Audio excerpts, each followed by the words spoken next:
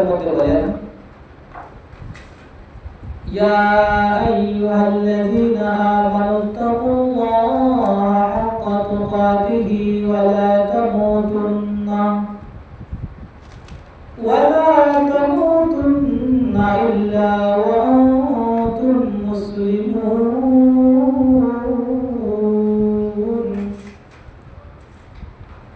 আল্লাহ রাব্বুল আলামিন আয়াতের মধ্যে বলেন হে ইমানদারগণ, তোমরা আমি আল্লাহকে ভয় করো এবং প্রকৃত মুমিন মুসলমান না হয়ে মৃত্যুবরণ করো না। এটা হচ্ছে অর্থ।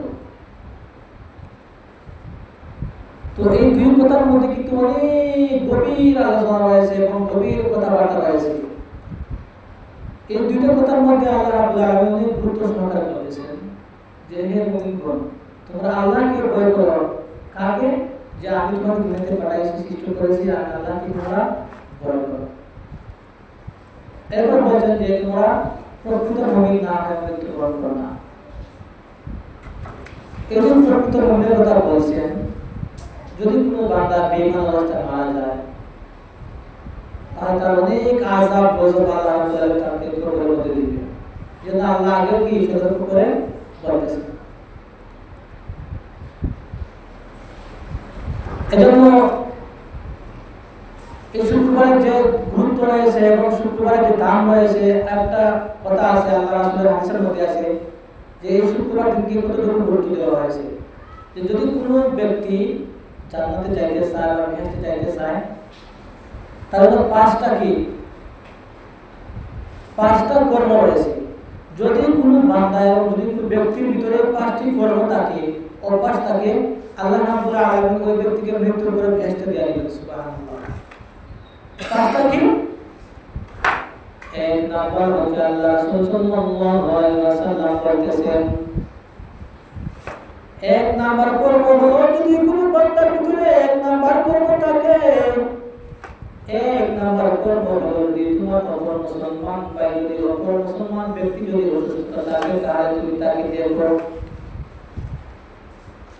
যদি কোনো বান্দা যদি কোনো ব্যক্তি অসুস্থতার মধ্যে ভুগতে থাকে, যদি কোনো বান্দা অসুস্থ থাকে তাহলে তুমি যাও, তুমি গিয়ে দেখো, তুমি তার খেদমত করো। এক নাম্বার হচ্ছে কর্ম। দুই নাম্বার কর্ম হলো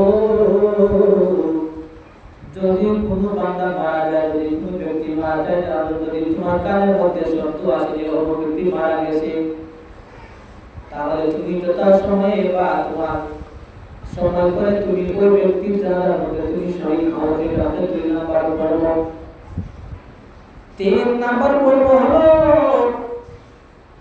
দিবসের রজনীতে যদি কোনো বান্দা রোজা রাখতে পারে, যেমন রমজান মাস ছাড়া যে বাকি দিবসগুলো আছে, মুহররমের রোজা আছে, বিভিন্ন দিবসের রোজা আছে, যদি কোনো বান্দা দিবসের রমজানের রোজা রাখতে পারে আল্লাহ রাব্বুল আলামিন ওই বান্দার হচ্ছে ওই জান্নাতি ব্যক্তি হচ্ছে তিন নাম্বার কর্ম। চার নাম্বার কর্ম হলো জুমআর দিনে তোমরা জুমআর নামাজের জন্য তোমরা মসজিদে গমন করো। জুমআর নামাজ আদায় করার জন্য তুমি আমার ঘরের দিকে রওনা হও। এটা হচ্ছে 4 নাম্বার কর্ম। 5 নাম্বার কর্ম হলো যদি কোনো বান্দা তার কৃত গোলামকে এবং তার কৃত গোলামকে যদি তার কৃত দাসকে সে মুক্তি দেয় তাহলে ওই ব্যক্তি হচ্ছে 5 নাম্বার কর্ম। আল্লাহ রাসূল সাল্লাল্লাহু আলাইহি ওয়াসাল্লাম বলেন যদি কোনো ব্যক্তির ভিতরে এই 5টি কর্ম অথবা এই 5টি গুণ থাকে আল্লাহ রাব্বুল আলামিন কিয়ামতের সময় জান্নাতি ব্যক্তিদের সাথে আল্লাহ রাব্বুল আলামিন ওই ব্যক্তিকে বিনা হিসাবে জান্নাত দিয়ে দিবেন। সুবহানাল্লাহ। এজন্য মোহতারাম হাজিরিন,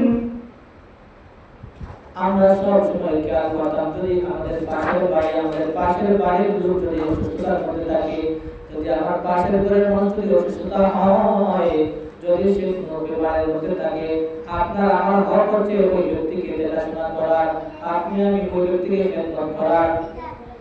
এরপর 2 নাম্বার কর্ম বললাম যদি আপনার জানা মতো আমার জানা মতো যদি কোনো মানুষ দেখা যায় মারা গেছে, তাহলে আপনি আমি শর্ত অনুযায়ী ওই ব্যক্তির জানাজার মধ্যে শরীর হইতাম। 3 নম্বর কর্ম হলো দিবসের রোজাতে আমরা রোজা রাখতাম।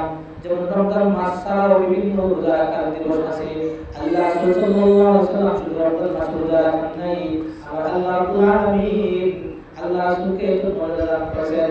আল্লাহ রাসূল সাল্লাল্লাহু আলাইহি ওয়াসাল্লাম রমজান মাস ছাড়াও বিভিন্ন মাসে সব সময় রোজা রাখতেন।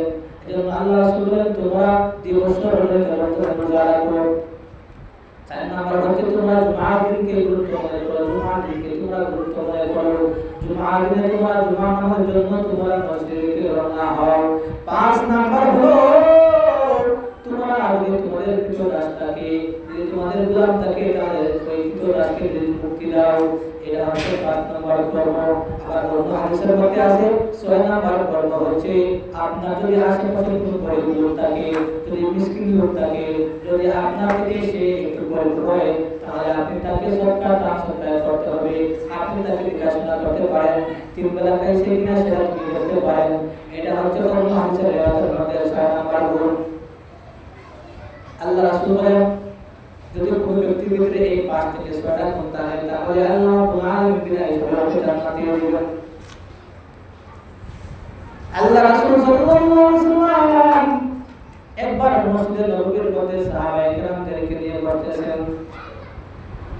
আল্লাহ রাসূল সাল্লাল্লাহু আলাইহি ওয়াসাল্লাম সাহাবায়ে কেরামদেরকে বলতেছেন, হে সাহাবারা, আজকের এই দিনে আজকে কে রোজা রাখছো?